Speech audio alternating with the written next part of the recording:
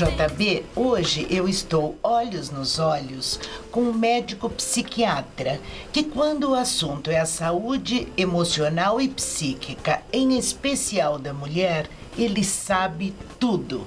É colaborador do Departamento de Psiquiatria da Faculdade de Medicina da USP, diretor do Programa de Saúde Mental da Mulher no Instituto de Psiquiatria do Hospital das Clínicas e médico do Hospital Albert Einstein. Além disso, é PhD em Psiquiatria pela Universidade de São Paulo. Escreve no blog Mentes Femininas do Estadão. É currículo para ninguém botar defeito. Falo de Joel Renaud Júnior. Prazer em tê-lo aqui no programa comigo. Não vou nem ousar ler o seu currículo inteiro, doutor Joel, porque é uma loucura. Obrigada por ter vindo. Obrigado a você também, Clara, pelo seu convite. É uma honra eu estar aqui hoje no seu quadro, dentro do programa JB. Obrigada, meu querido. Deixa eu dizer uma coisa para você.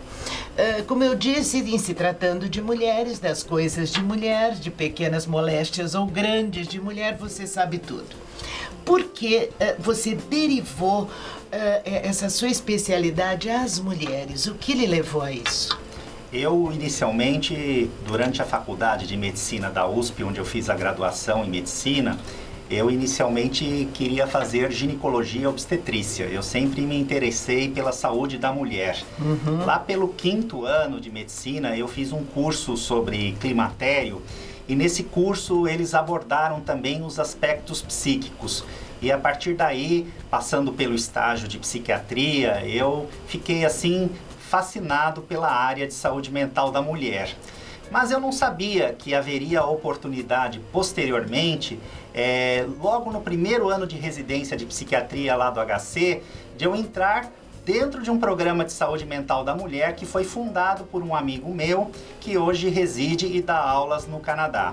Então foram situações coincidentes, como em tudo na vida, né? A gente escolhe, parece que de forma inconsciente, e a sua vida vai de alguma maneira direcionando. Direcionando, é verdade, mais ou menos Maktub, eu acredito um pouquinho nisso, né?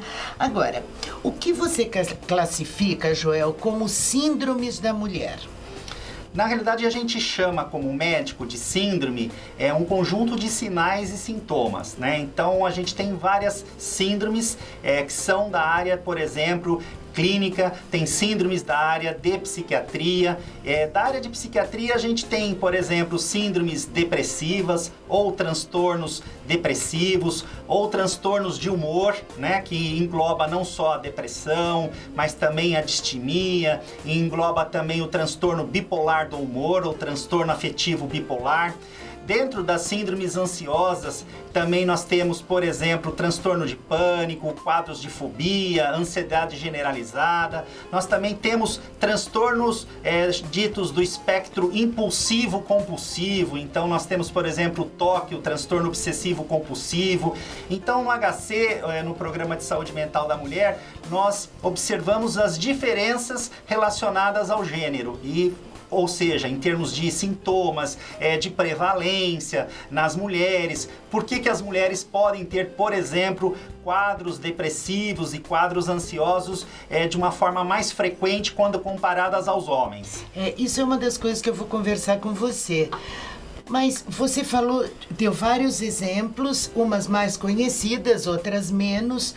Mas me chama a atenção você falando toque. Hoje se fala muito em toque. Eu gostaria de ter até tempo e oportunidade de falar de uma a uma com você. Vai ser impossível, mas pelo menos as mais conhecidas, vamos dar uma pincelada. O toque, que hoje é tão falado, Joel, o que vem a ser exatamente? Só o fato de eu mudar a posição desse vaso, achando que o correto é assim e não assim, caracteriza o toque ou é bem mais longe do que isso? Na realidade, qualquer pessoa pode ter sintomas obsessivo-compulsivos. Então, por exemplo, você olha esse vaso, por exemplo, e você observa que ele não está numa ordem, numa simetria que lhe cause conforto. Então você vai lá, muda esse vaso. Agora, se isso começar a se tornar repetitivo, recorrente, ocupar uma grande parte do seu tempo e causar um sofrimento, daí sim você vai caracterizar isso como uma síndrome, como uma doença mental, né? O que caracteriza uma doença mental na realidade é um conjunto de sinais e sintomas que persistem cronicamente, ou seja, por um tempo prolongado. Você tem um estreitamento do repertório de vida, ou seja, cada vez mais, no caso do toque, você tem um pensamento obsessivo. Um pensamento obsessivo é aquele pensamento intrusivo. A pessoa sabe que aquele pensamento é um absurdo, que aquilo é irracional, ou seja, ela não está fora do juízo e da crítica dela, não está psicótica, mas por outro lado ela não consegue controlar aquele pensamento. Continua fazendo. Continua não pode fazendo. Ver a almofadinha fora do lugar, a franjinha do tapete, é assim. Exatamente, ela começa a fazer esses rituais. Os rituais muitas vezes eles têm, sejam eles cognitivos ou motores, os rituais muitas vezes eles têm um papel de aliviar a ansiedade que esses pensamentos obsessivos eles elicitam na mente das pessoas, né? Entendi. Então, agora, doutor Joel, assim, a ansiedade, por exemplo, no mundo de hoje, né, que é acelerado, todos nós corremos muito e não tem outro jeito. Eu diria, quando que a ansiedade pode ser classificada realmente como uma doença ou quando é normal? A gente está ansiosa, eu estou ansiosa porque hoje eu tenho que gravar o programa, estou ansiosa porque tenho que fazer tal coisa, tal coisa. Quando é um problema e quando não é?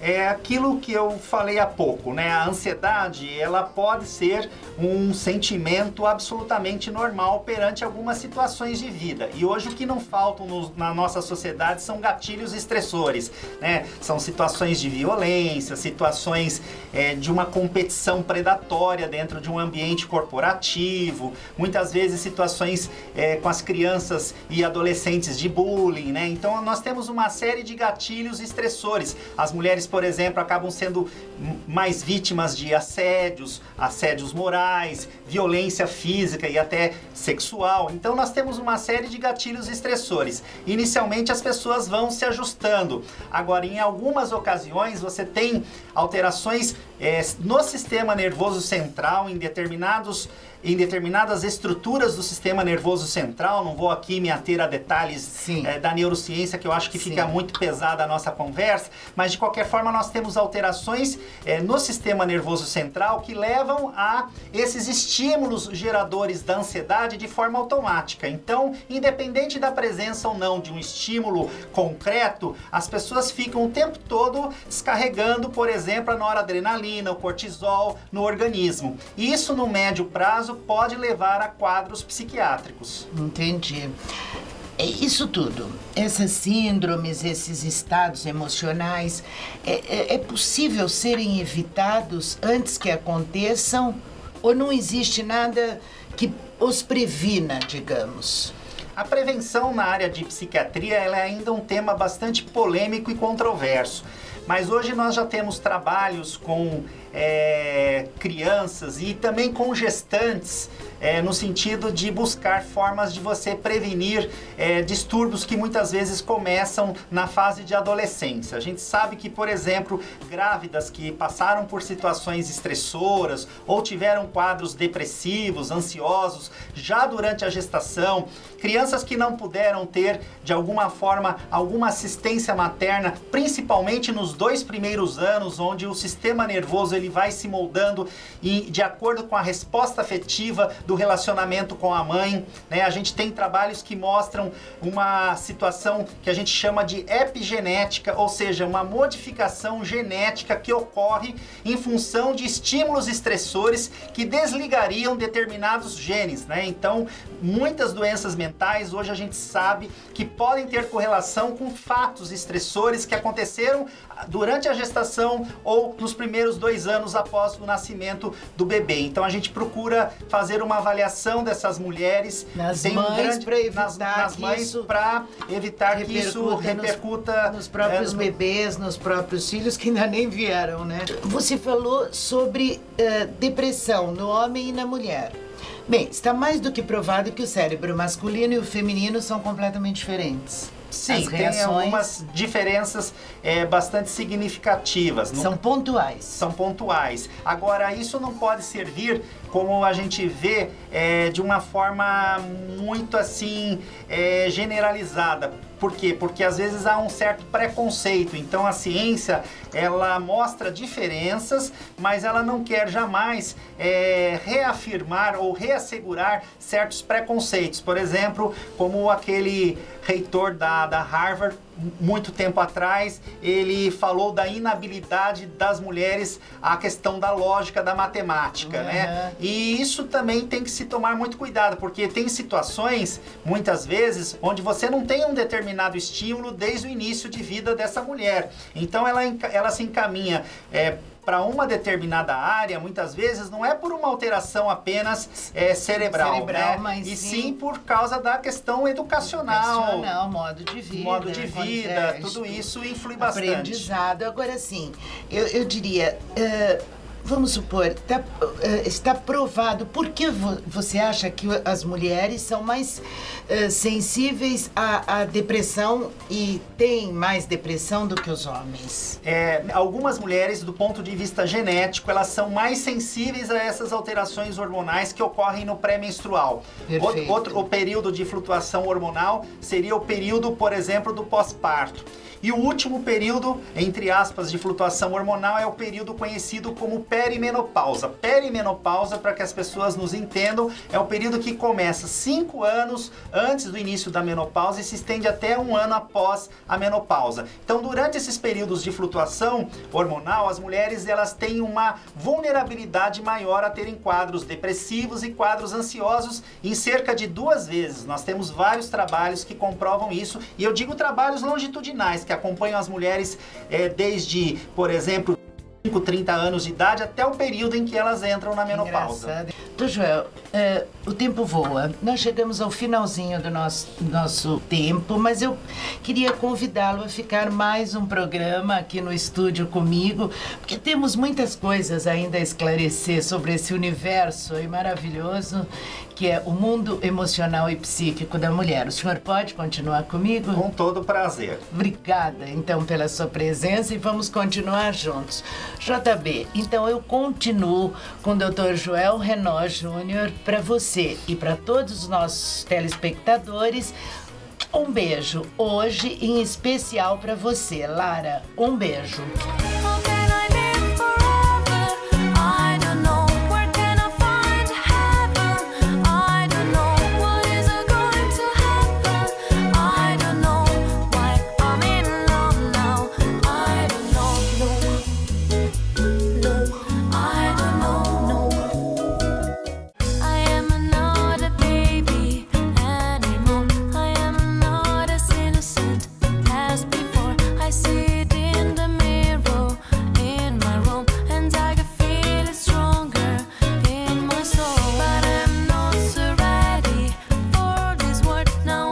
JB, dando continuidade ao nosso programa da semana passada, eu estou olhos nos olhos com